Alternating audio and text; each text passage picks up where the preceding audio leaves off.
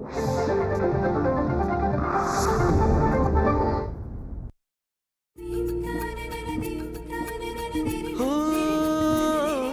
शब्द स्वरांचे बनती गाणे, साजन आनंद तराणे, रसिकांची हे जुळते नाते घडते जेव्हा सुरेल गाणे. कसे हे घडते मनात येते, भेटू बोलू ऐकू तयांच्या गोष्टी गाण्यांच्या, गोष्टी गाण्यांच्या.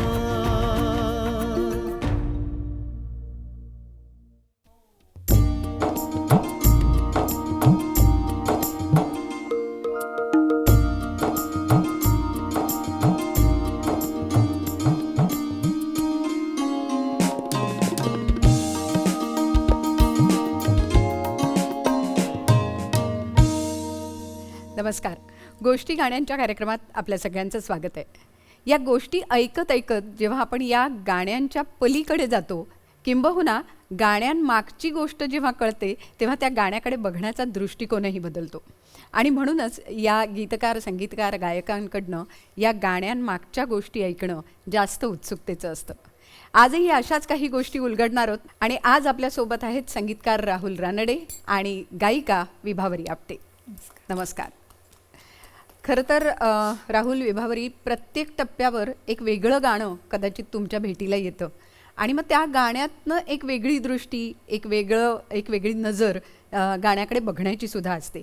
पण चित्रपटासाठी गाणं करताना राहुल, या कानभट नावाचा एक चित्रपट आला होता आणि त्यात पुन्हा वेगळी गाणी अशी तयार झाली. त्यावेळेची काही गोष्ट काय आठवत आहे? कानभट हा अपर्णा होशिंग यांनी निर्माण केलेला चित्रपट होता, त्यांची निर्मिती होती आणि त्याच्यात मला स्मरत आहे त्याप्रमाणे 3 गाणी होती. आणि मला वाटतं चित्रपट 1940 सालाच्या आसपास त्याची गोष्ट घडते असं होतं. तर एक त्याच्यात एक 10 वर्षाचा मुलगा आपल्या आईला सोडून काशीला शिकायला चाललेला असतो आणि आईच्या तोंडचं गाणं आहे ते. तर आईला आनंद ह्याचा आहे की मुलगा उच्च शिक्षण घ्यायला चाललाय, पण तिला दुःख ह्याचं आहे की आता मुलगा आपल्यापासून दुरावणार. तर त्यावेळी गुरु ठाकूरने यातली गाणी लिहिलेली आहेत. तर गुरुला मी म्हणलं आता आईच्या पोटात शिरून तुला हे गाणं लिहायला लागेल. आणि त्यांनी इतकं सुंदर गाणं लिहिलं. त्या गाण्याची गोष्ट अशी आहे की त्याचे शब्द आहेत, म्हणजे आता एका डोळ्यात आसू एका डोळ्यात हसू म्हणतात तसं टाईपचं ते गाणं आहे आणि आईच्या तोंडी आहे. तर गुरुनी इतके सुंदर त्याचे शब्द लिहिले की दूर वाटा साध देती, दे दिशांच्या हात हाती, घे भरारी उंच बाळा, कल्पनांशी जोड नाती, कूस मायेची तुला जायची सोडून रे, सोबती आहे तुझ्या मी सावली होऊन रे. तर थोडंसं एक अंगाई गीतासारखं किंवा एक छान त्या मुलाला सुंदर वाटेल असं एक गाणं बनवण्याचा मी प्रयत्न केला. आणि त्याच वर्षी माझा मुलगा उच्च शिक्षणासाठी परदेशात चालला होता आणि मी हे गाणं तेव्हा बनवत होतो आणि त्याची आई म्हणजे माझी बायको हे मी चाल बनवत असतानाच तिच्या डोळ्यातनं पाणी यायला लागलं. तेव्हा मी म्हणलं हे बहुतेक गाणं भिडत असावं लोकांना. त्या विषयाला, आशयाला जेव्हा भिडतं तेव्हा ते अनेक जण स्वतः रिलेट करतात. आणि मला वाटतं त्या वर्षीचा कंपोजर ऑफ द इयर तुला पुरस्कार सुद्धा हो याच्यासाठी, कारण त्याच्यात दुसरं एक गाणं आहे जे भजन आहे आणि ते मी साधारण चारुकेशीवर आधारित भजन बांधलं. थोडं सेमी क्लासिकल आहे की ते गुरुजी म्हणजे ते पंडित वर्गात शिकवत असतात आणि मुलं त्यांच्याबरोबर गातात.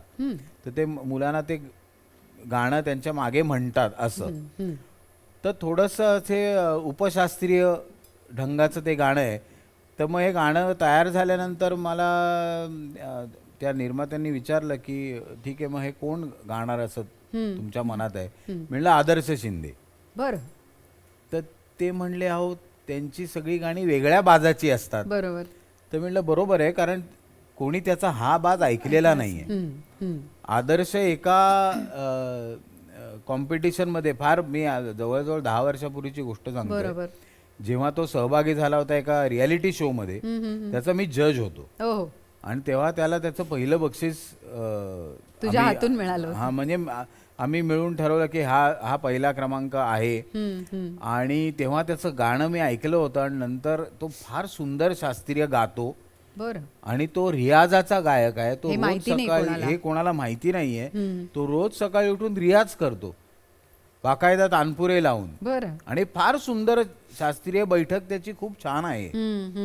पण त्याच्या वाट्याला जी गाणी आलीत, मला नेहमी तेच वाटतं की एक तुमच्या याच्यावर शिक्का बसला की तुम्हाला त्याच प्रकारचे कुठलंही काम असो, मग गायक असो, अभिनेता असो, लेखक असो, त्याला त्याच प्रकारची कामं मिळतात. हा पायंडा थोडासा मोडायला मी हे गाणं त्याला देऊ केलं. त्याने त्याचं सोनं केलं. अक्षरशः अप्रतिम गायला येतो ते गाणं. आणि मी आदर्शाला म्हणलं, ह्याच्यानंतर तुला अशा प्रकारची गाणी नक्की मिळतील. वा राहुल, मला वाटतं हा जो संदर्भ आम्हाला कळला, त्यामुळे आदर्शचं एक वेगळं गाणं कदाचित आम्हाला बघायला मिळालं, ऐकायला मिळालं. आणि माझी मनापासून इच्छा आहे की त्यांनी अशा प्रकारची गाणी गावीत. बरोबर. पण कानभटमधलं जे आधी आपण ज्याचा विषय चर्चा केली, जे विभावरीने गायले, तर मला वाटतं आज त्याची एक झलक नक्की आम्हाला ऐकायला आवडेल. जरूर जरूर, मलाही आवडेल. दूरवाटा साध देती दे दिशांच्या हात हाती,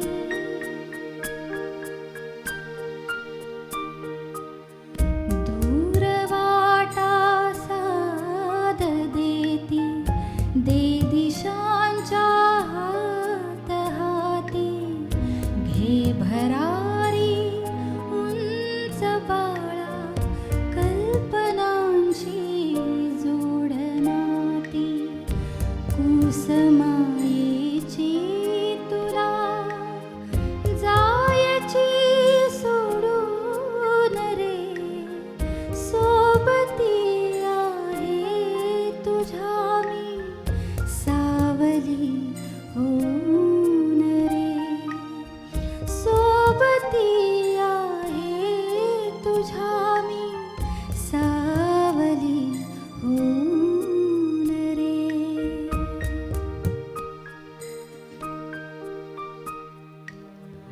ओल येते पापण्यांना सांजताना जीव तुटतो,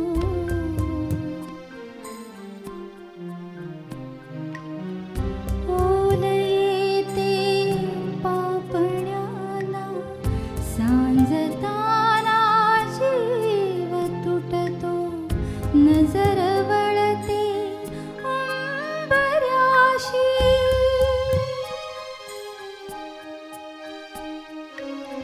नजर वळते अंबराशी, घास ओठाशीच अडतो, ऐकू येते हाक आई नाकळे कोठून रे, सोबती आहे तुझ्या मी सावली होऊन रे, सोबती आहे तुझ्या मी सावली होऊन रे. वा. गोष्टी गाण्यांच्या. सोबती आहे तुझ्या मी सावली होऊन रे. किती म्हणजे तो एक सार्थ ज्याला म्हणतात ते सगळे शब्द आणि सगळा अर्थ असं कुठेतरी आलंय. आणि अप्रतिम. विभावरी देऊळ बंद नावाचा चित्रपट आला होता. म्हणजे तसं बघायला गेलं तर त्या चित्रपटाचा विषयच फार वेगळा होता आणि त्यात फार गाणी नव्हती. मला वाटतं एकच गाणं आहे का त्याच्यात, एक अंगाई आणि एक गुरुचरित्राचं एक पारायण असं ते, आणि ते मध्ये मध्ये येत राहतं मला वाटतं त्या पूर्ण चित्रपटभर. बरोबर. कसं आलं ते गाणं तुझ्याकडे आणि काय विषय? परत एकदा नरेंद्र भिडेचं संगीत. हा चित्रपट प्रवीण तरडे यांनी दिग्दर्शित केला होता आणि खरं तर नरेंद्रची इच्छा होती की हे गाणं दीदींनी गावं. बरं. त्याच्यासाठी बहुतेक तो भेटायलाही गेला होता का प्रयत्न चालू होता, पण माझ्या मते हे आत्ता गेल्या 8-10 वर्षातलं आहे, त्यामुळे ते नाही जुळून आलं. पण नंतर नरेंद्रनी मला विचारलं की तू गाशील का, तर मी म्हटलं की म्हणजे त्या लायक आपण आहोत की जे गाणं दीदींसाठी केलं आहे ते आपल्याला गायला मिळतं आहे. आणि ह्या अंगाई आहे ही, पण ह्याच्यामध्ये ह्या चित्रपटाचा हिरो गश्मीर महाजनी, त्याच्या लहानपणी त्याची आई गात असते आणि त्याचे वडील शास्त्रज्ञ दाखवलेत, त्यामुळे त्या अंगाईचे सगळे शब्द हे खूप सायन्सशी निगडीत आहेत. तम इथे तर प्रकाश तेथे, हा धरणीचा गोल, फिरे दिनकरा भवती दुनिया, आज्ञा विज्ञानाचे बोल, पूर्ण ती भाषाच वेगळी आहे. तर खूप एक तर अंगाई हा प्रकार मला एक शांतता जाणवतो, मला गायला आवडतो. आणि या प्रणित कुलकर्णी यांचे शब्द आहेत. मला वाटतं निवेदिताने तिच्या आईचं काम केलं होतं.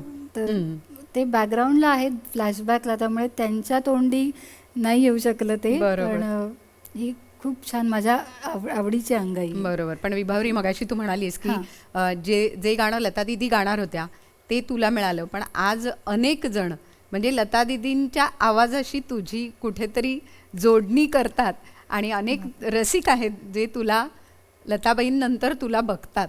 हे आहे आणि लोकांचं प्रेम आहे म्हणेन, कारण मी कुठेच नाही आहे, पण एक काय म्हणतो आपण, प्रत्येक जणच त्यांना गुरुस्थानी मानून गात असतं, तसा मी प्रयत्न करते. वा, मला वाटतं आज ती अंगाई तुझ्याकडनं नक्की ऐकूया.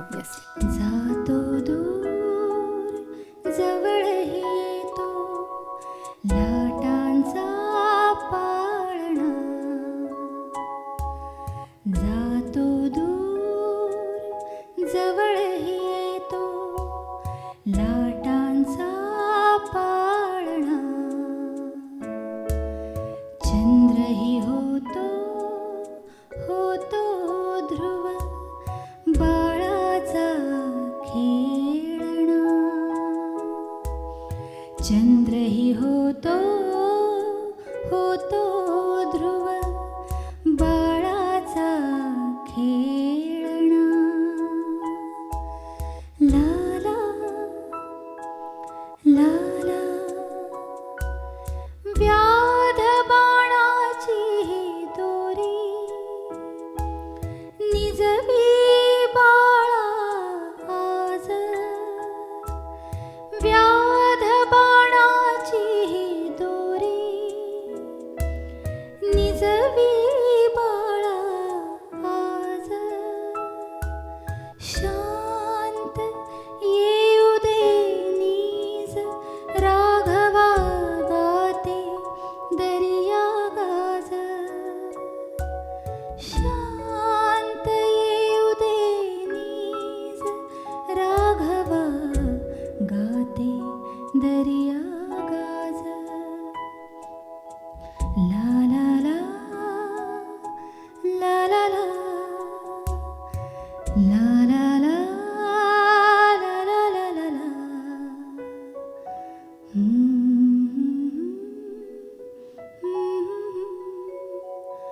गाते दर्या गाज. हा. वा, खरंच आहे. आणि अशी अंगाई म्हणजे त्यातले शब्द ऐकल्यानंतर खरंच वेगळं वाटतंय की ती सगळी वैज्ञानिक पार्श्वभूमी. चित्रपटांची हीच एक खासियत असते की त्या आशयाला धरूनच ती गाणी पुढे जात असतात. असाच एक आणखी चित्रपट म्हणजे महत्त्वाचा म्हणजे नटसम्राट. आणि त्यात विशेषतः कुसुमाग्रजांची गाजलेली कविता नात्याचं नाव आपुल्या देऊ नकोस काही, मला वाटतं अजित परब त्याला संगीत दिलंय.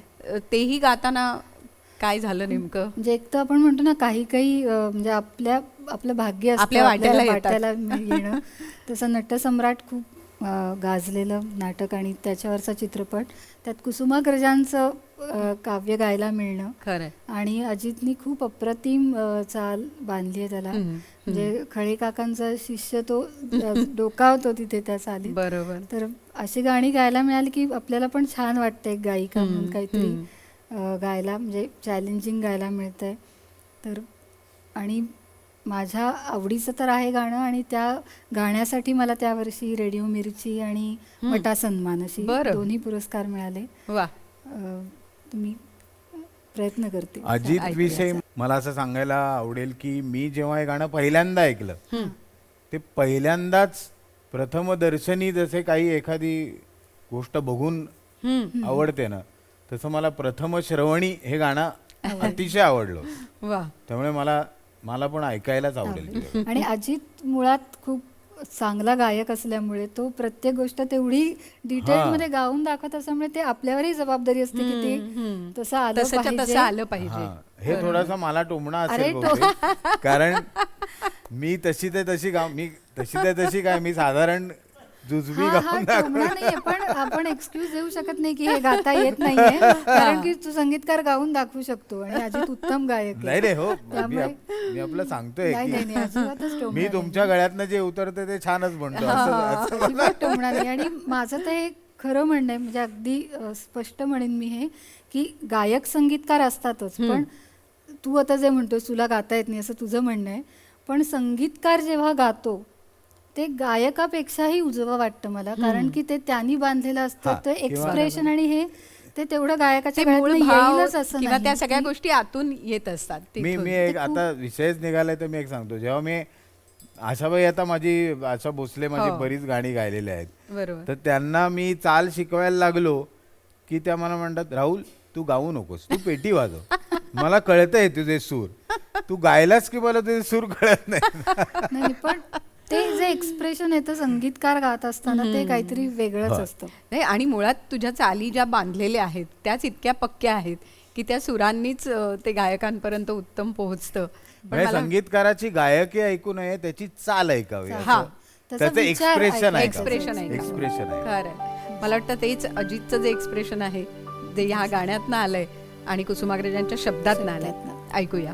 नात्यास नाव आपुल्या देऊ नकोस काही, नात्यास नाव आपुल्या देऊ नकोस काही, साऱ्याच चांदण्यांची जगतास जाण नाही, नात्यास नाव आपुल्या.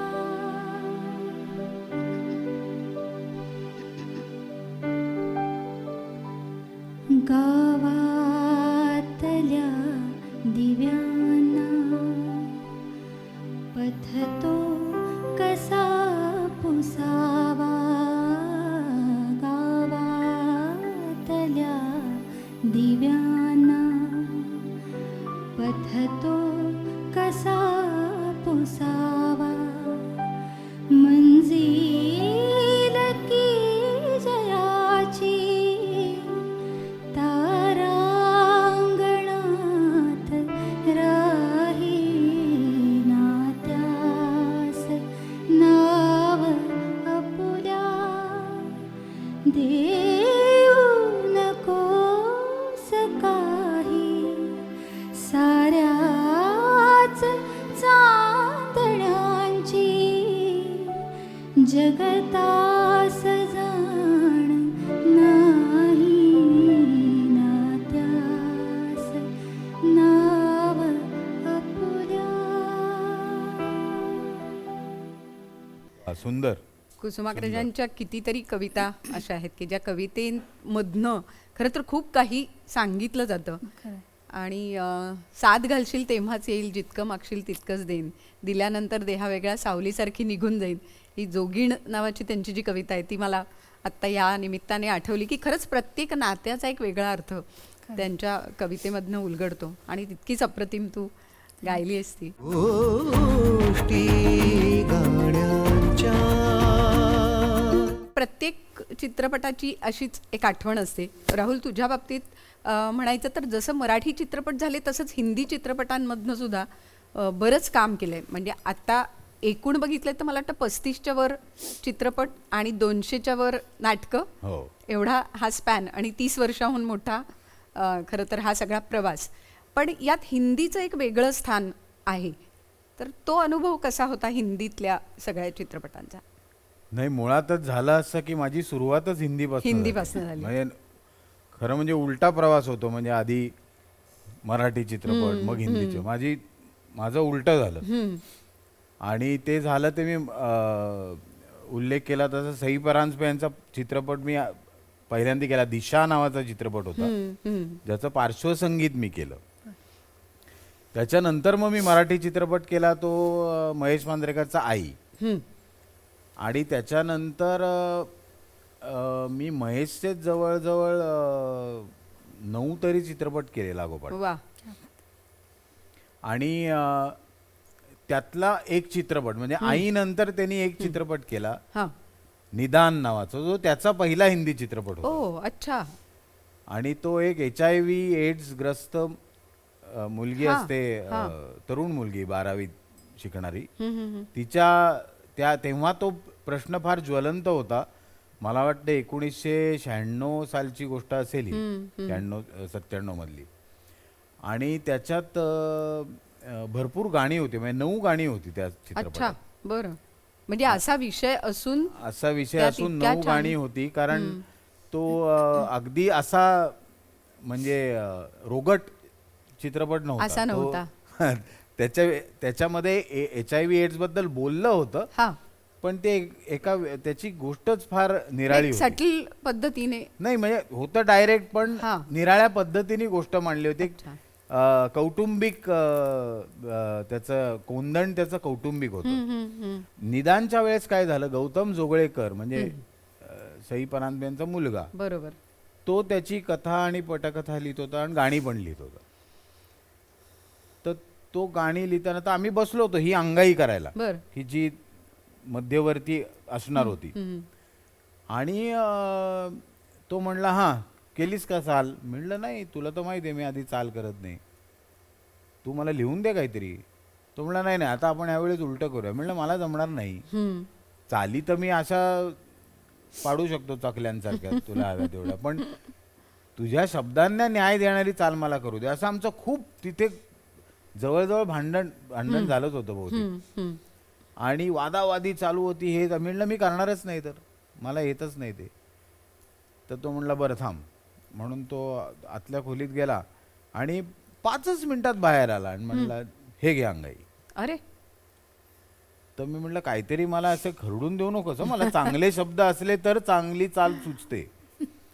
तर तो म्हणला नाही बघ तू काय आहे ते. म्हणून मी ते शब्द बघितले, तर शब्द बरे होते. आणि ते असे होते, निंदिया है सपना है चंदन का पलना है, झुला झुलाए मैया सोए गुडिया. तर मी म्हणलं हे छान आहेत शब्द. आता त्याला ना, तो म्हणला कर मग आता चाल. आणि मी बसलो चाल करायला. तर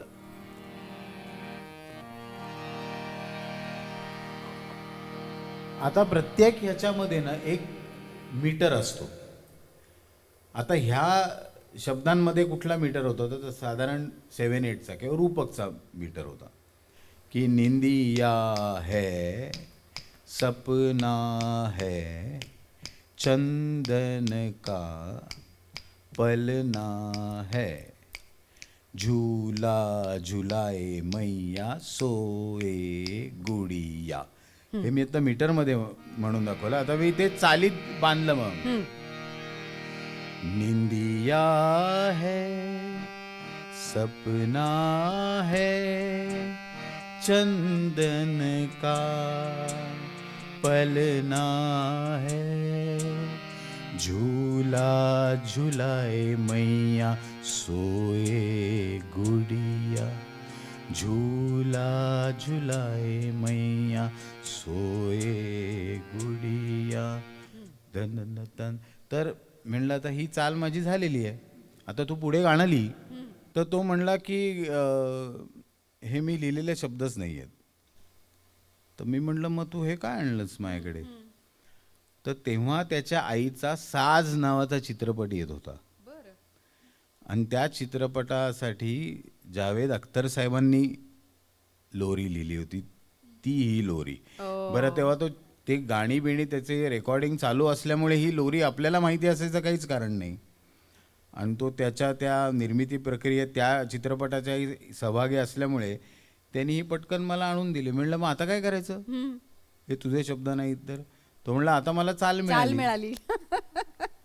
मला वाटलं आता मी याच्यावर शब्द लिहितो. म्हणून त्यांनी लिहिलं, सुंदर शब्द लिहिले त्यांनी.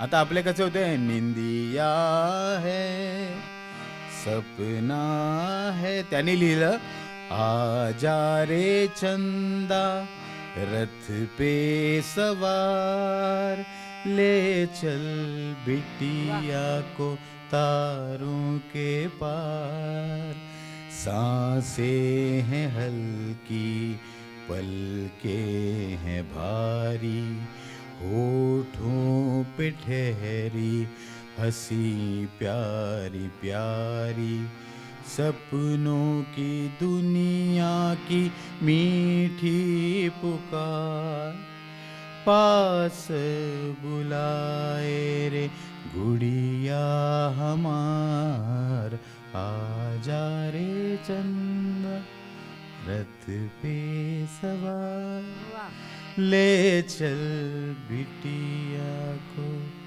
तारों के पार. क्या बात है.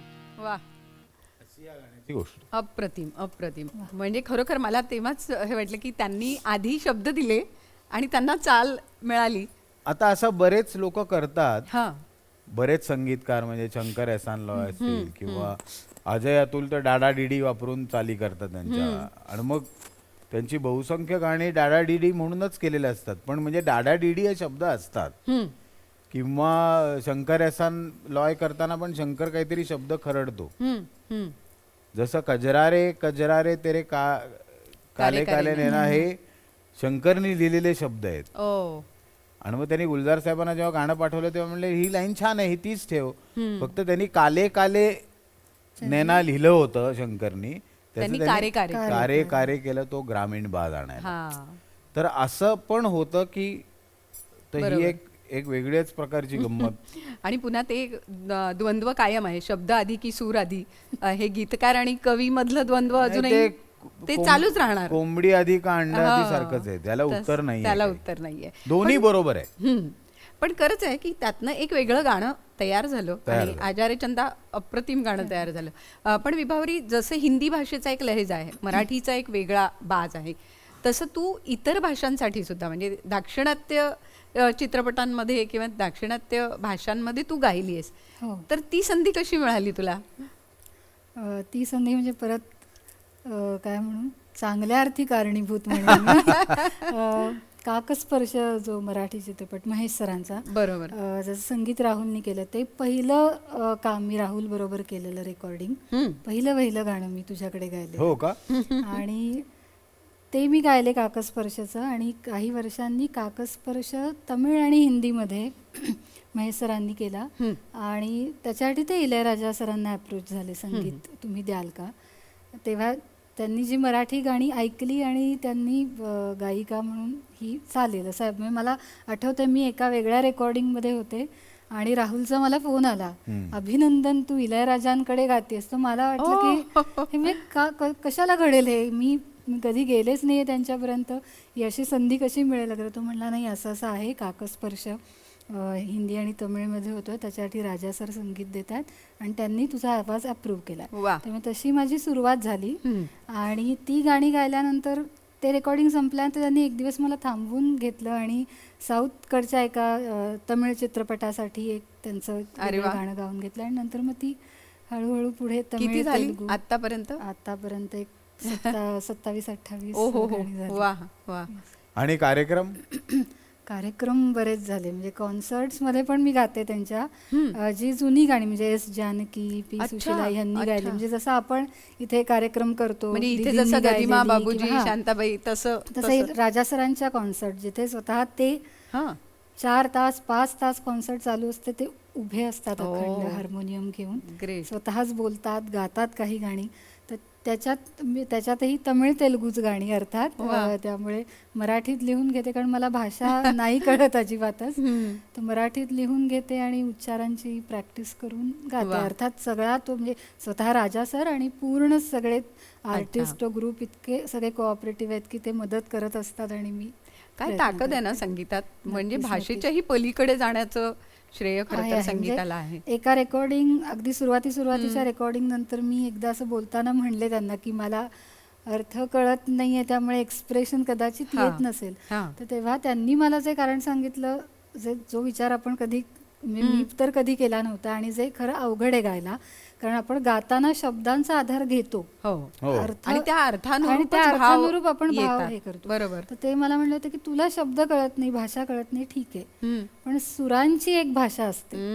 मी आता एक ट्यून गातोय तर ती तुला दुःखी वाटतेय, आनंदी वाटते, रोमॅन्टिक वाटते, काय ती समजून घेऊन, ती सुरांची भाषा समजून घेऊन तसं गायचा प्रयत्न कर, जे की खूप अवघड आहे, पण एक नवीन दिशा आपल्याला दिसते त्याने आणि तसा मी प्रयत्न करते. वा वा. म्हणजे मराठी हिंदी बरोबरच तू दाक्षिणात्य गाणी गातेस. सगळं महेश सर आणि राहुल मुळे हे होऊ शकलं, अदरवाईज आपण त्यांना कसं त्यांच्यापर्यंत पोहोचणं शक्य नसतं. मी अजिबात याचं श्रेय घेणार नाही आणि कोणालाही देणार नाही दुसऱ्याला.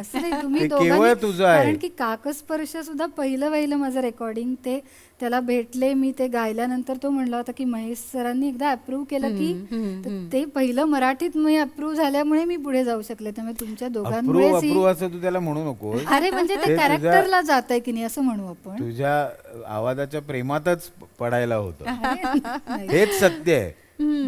ते माध्यम आहे, पण शेवटी तू ते पोहोचलीस तिथपर्यंत. मी ही देवाची कृपा म्हणेन की हे दोन, मी म्हणेन की इलयराजा सरांकडे गायला मिळणं आणि पंडित हृदयनाथ मंगेशकर गुरु म्हणून लाभणं, या दोन गोष्टी मी म्हणेन खूप पुण्य मागच्या जन्मी केलंय म्हणून हे शक्य झालं. वा. गोष्टी गाण्यांच्या.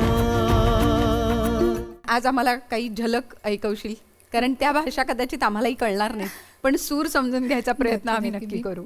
थोड्या दोन झलक. अगदी अगदी. पहिलं गाणं कन्नड भाषेतलं आहे, रोमॅन्टिक सॉन्ग आहे. दोघंही हिरो हिरोईन आपापल्या विश्वात रममाण आहेत आणि असं मूडचं ते गाणं आहे. संगीत अर्थात इलयराजा सर.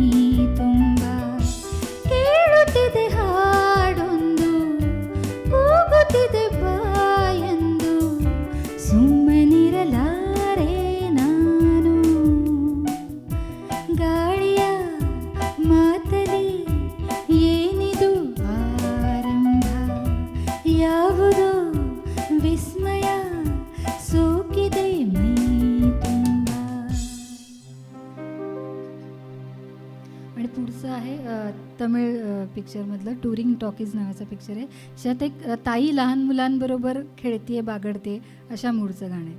तगनाना तगनाना तगनाना तगनाना तगनाना तगन तगनाना तगनाना तगनाना तगनाना तगनाना तगनाना तगनाना तगन तगनाना तगनाना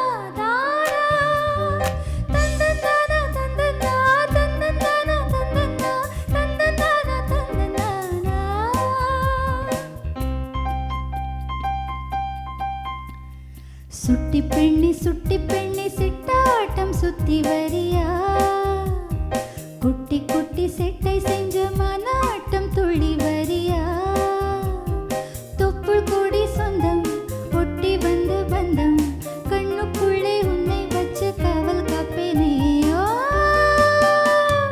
தவமின்றி வந்த வரமே உன்னை பற்றி கொள்ளும் எந்த தரமே,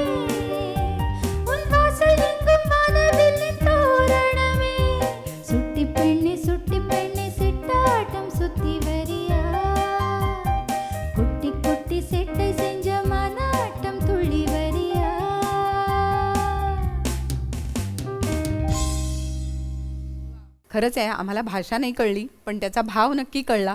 कारण तू म्हणालीस तसं ते स्वरातनं भावाकडे जाणं सुट्टी पडली असं मला नक्की वाटतं. हे बहुतेक सगळेजण ज्यांनी सुट्टी ज्यांनी पडली, तसंच आहे सुट्टी ते. पडली, आम्हाला तुझं आनंद ते झाला. सुट्टी पडली गाणं ऐकलं असं सांगतात. बरोबर. आणि आम्हाला आनंद झाला हा, ते आनंद. तू सांगितल्यामुळे की मुलांना ती ताई शिकवते ते कळतं. पण खरंच आहे की प्रत्येक कलाकृतीमधनं एक वेगळा आनंद आणि वेगळं समाधान हे निश्चित आपल्याला मिळत असतं. मला वाटतं राहुल, तुझ्या बाबतीत दासबोध आणि ज्ञानेश्वरी हे 2 प्रोजेक्ट असं म्हणेन मी की ते खूप मोठे झाले.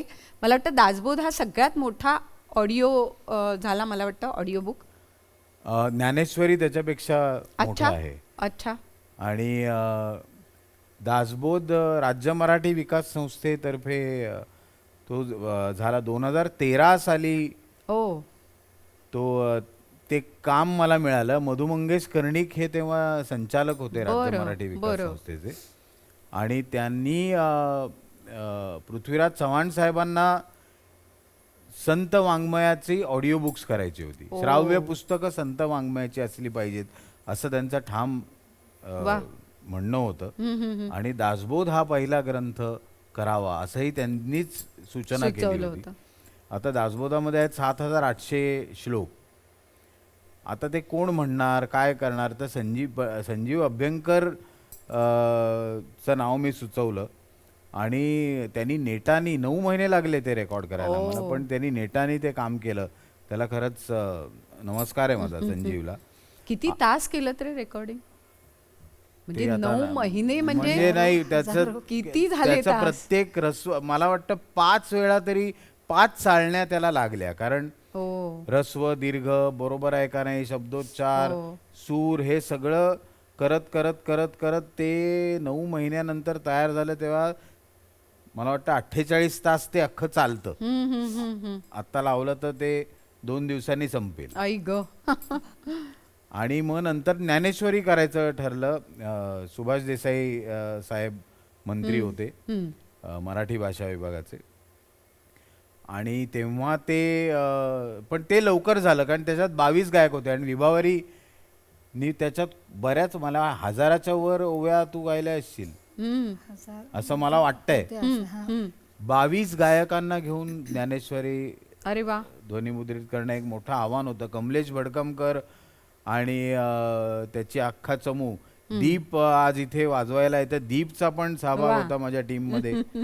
आणि त्यांनी फार महत्वाचं काम केलं त्याला सगळ्याला वायब्रोफोन लावून आणि हे करून. पण मी अर्थात या दोन्हीला चाल करत बसलो नाही, ना दासबोधाला ना ज्ञानेश्वरीला.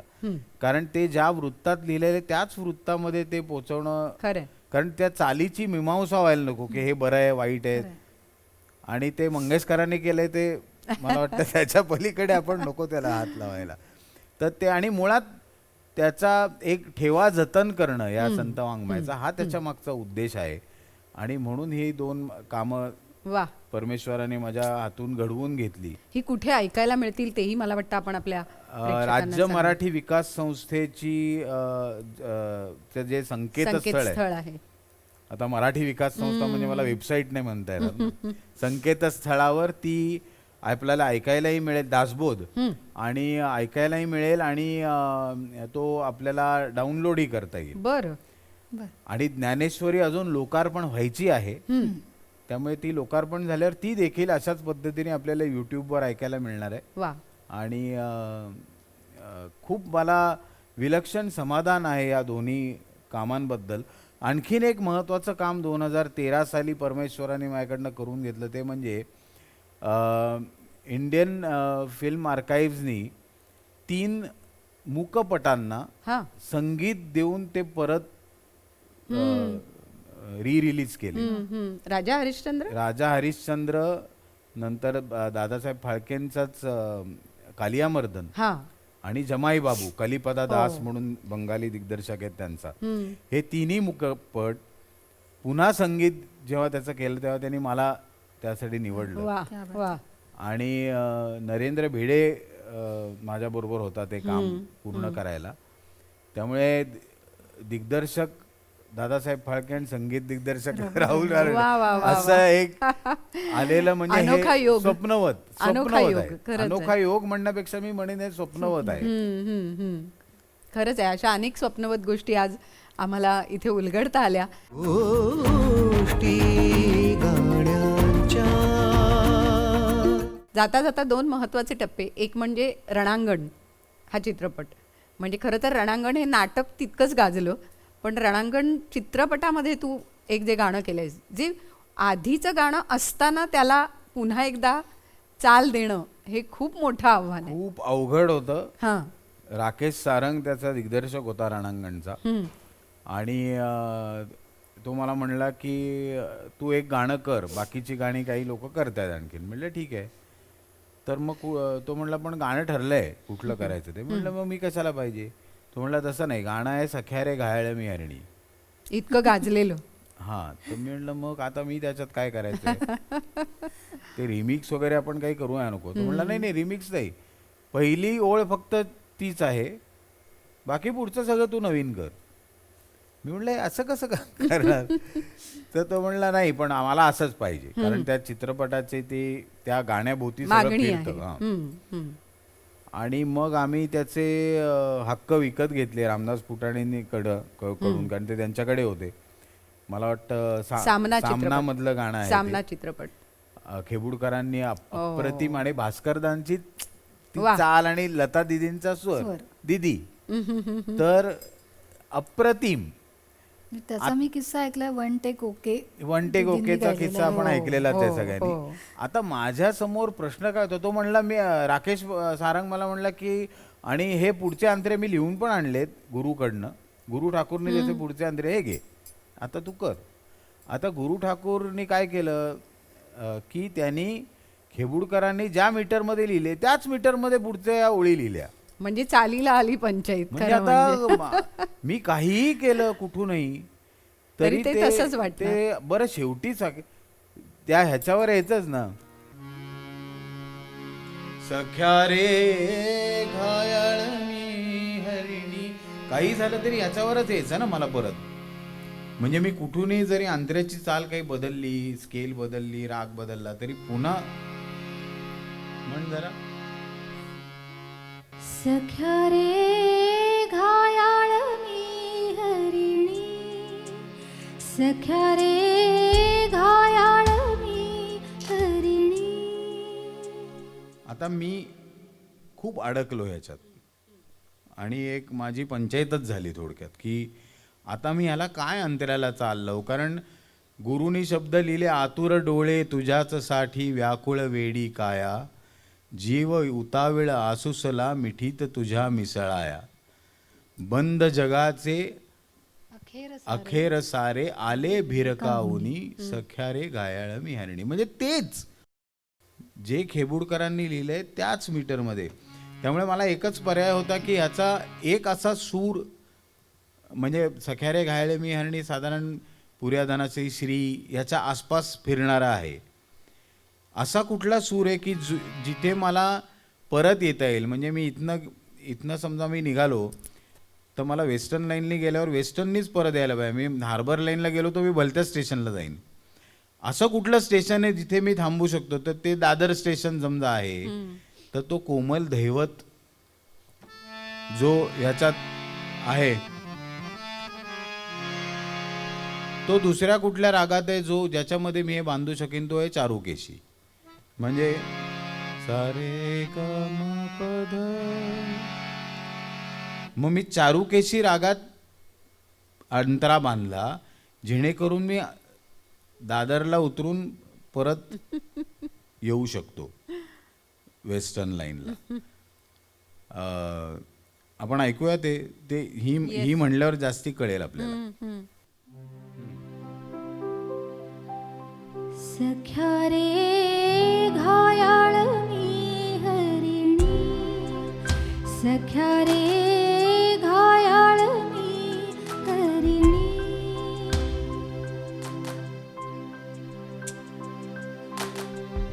आतुर डोळे तुझ्याच साठी व्याकुळ वेडी काया,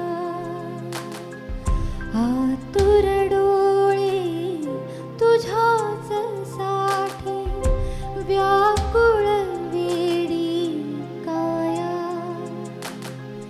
जीव उतावीळ आसुसला मिठीत तुझ्या मिसळाया मिठीत तुझ्या मिसळाया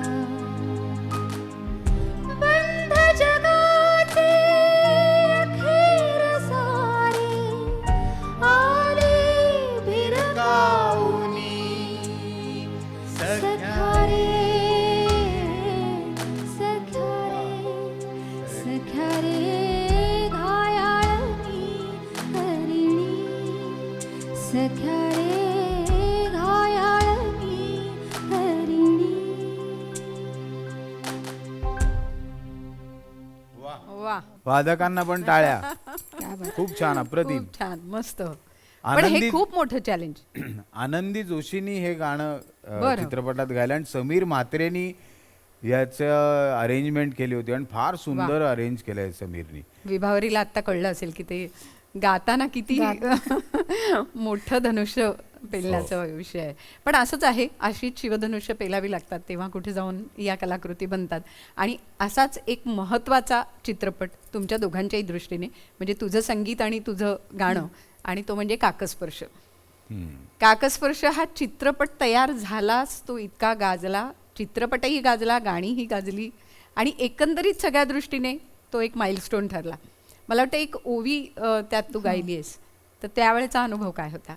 मी म्हणलं तसं पहिलंच रेकॉर्डिंग माझं राहुलकडचं. त्याच्या आधी मी एकदा भेटले होते फक्त त्याला, पण मी खरंच सांगते ह्याच्याकडे बघितल्यानंतर भीती वाटते. म्हणजे मला हो, तरी भीती वाटते माझी. वाटते. काय रे प्रणव, माझी भीती वाटते. वाटते हां. थोडी थोडी. अरे मी तर किती हसत खेळत वागणारा माणूस आहे, गंमत जम्मत. तर त्याचा एक दिवस फोन आला की असा असा चित्रपट महेश मांजरेकर करतायत काकस्पर्श, तर त्याच्या ओव्या गायच्यात, तुला उद्या जमेल का? एक तर पहिल्यांदाच त्यांनी विचारलं होतं आणि मी नेमकी मुंबईला माझं एक काम होतं वैयक्तिक म्हणून जाणार होते. तर मी म्हटलं बघू रिक्वेस्ट करून, म्हणून मी त्याला म्हटलं मी एक संध्याकाळी 7-7:30पर्यंत येते पुण्यात परत, त्यानंतर आपण करूया का? तर त्यांनी खरंच ते मान्य केलं. तो थांबला, डिले केलं आणि मी 7:30ला आले पुण्यात आणि 8 वाजता स्टुडिओ जाऊन आम्ही पहिली ओवी रेकॉर्ड केली. नाही, त्याचं कारण एक होतं, कारण शूटिंग चालू होतं. हां, त्यामुळे त्यांना ते कोकणात अर्जंट शूटिंग बेसिसवर चालू हवं होतं आणि ती गाणी यायला खरं आणखीन काही, तर यांचं शेड्यूल काहीतरी उलटं सुलटं झालं आणि महेश मला म्हणलं मला लगेच उद्याच्या उद्या लगेच शूट पाहिजे. करायचंय. तर इतकी छान संधी होती म्हणून मी त्याला विचारून बघितलं आणि तो थांबला माझ्यासाठी.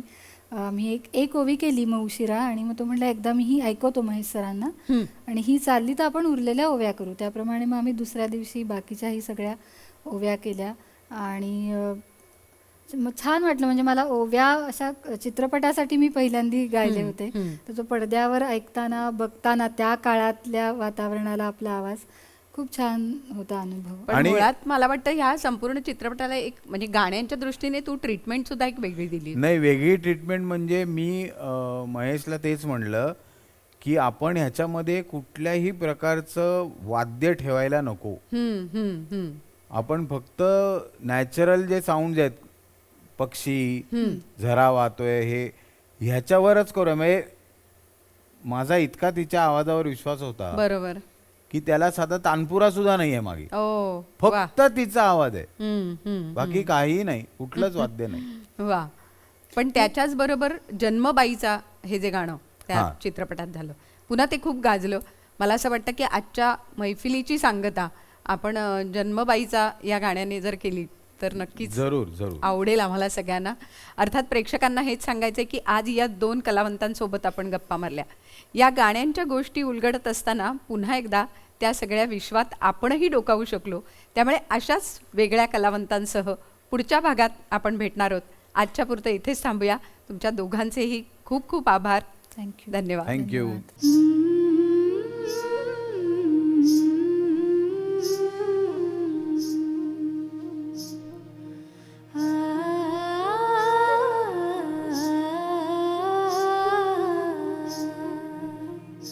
जन्मबाईचा बाईचा खूप घाईचा, एक आईचा आईचा एक ताईचा, बाईचा